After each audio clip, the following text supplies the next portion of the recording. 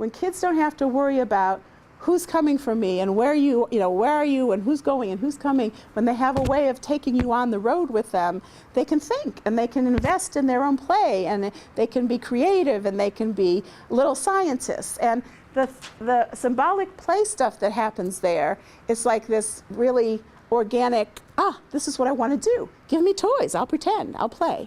And that's what lets kids make sense of their lives. And if they can't play, they can't make sense of their lives, and that's a problem. So you've got two kids, both who have asthma, and they both have to go to the emergency room at night to get treatment. And they have to wait, they get oxygen, they see somebody brought in a stretcher, and it's bleeding, and it's scary, and they still have to come to school in the morning because they don't have anyone to take care of them at home. So their parents work, they need them to be somewhere, they bring them to kindergarten. And in one kindergarten, there is still opportunity in the day for kids to play. And so the kid goes into the corner and gets a bear and puts a cup on his nose to give it oxygen, and gives it shots and puts Band-Aids on it, and works out what it was like to be in the emergency room. And then the teacher wants to read a story, and he sits in the circle and he's listening because he's made sense of what happened so he can take in new learning. Then here's another little kindergarten kid. Same thing happens to him. He comes into kindergarten and there's no room for play anymore. And so he is in the circle time, but he's really at the hospital.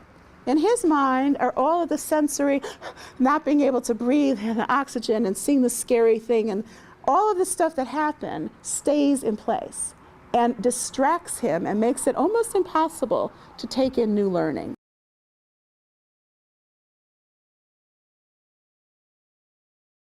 Play is what helps children make sense of life. And when their life has more challenges than you or I could even imagine, and they have no symbolic tools to make sense of it, they act out, or they're distracted, or they're preoccupied. If I ask you to think of the scariest things that ever happened to you and keep listening to me, my voice will fade out. Your experience will take up the front of your mind, and I will be all gone. Because what happens to somebody that's real is preoccupying. It stays in place.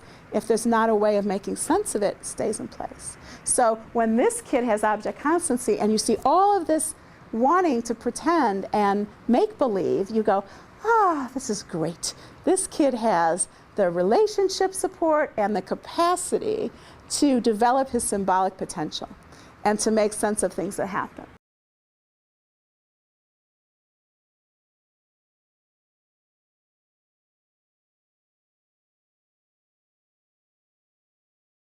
And when that happens, there's also an equivalent drive toward mastery. And the 3-year-old's favorite question?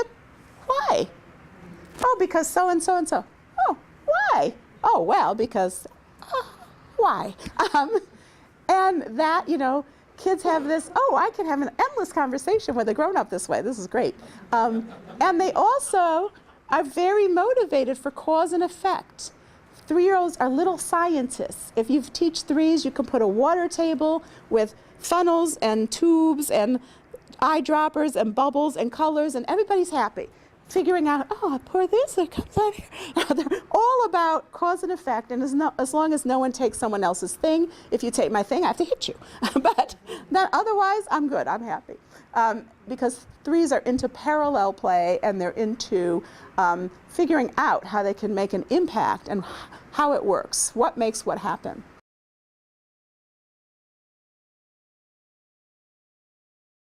Experience dependent. If you have a life that has no rhyme or reason to it, it's really hard to develop that sense of discovery of cause and effect. So you read the psychosocial histories of your kids and they're like, oh my God, I can't believe, he's fine, he's doing fine. They took them out of their house and then they put them in, you think, and that kid, how are they going to know about cause and effect? There's no way for them to make connections between this happened and I made this happen and this is how I can make this happen. When things keep happening to you and they're unpredictable and they don't make any sense in some, child way, it's hard to develop that part of cognitive functioning.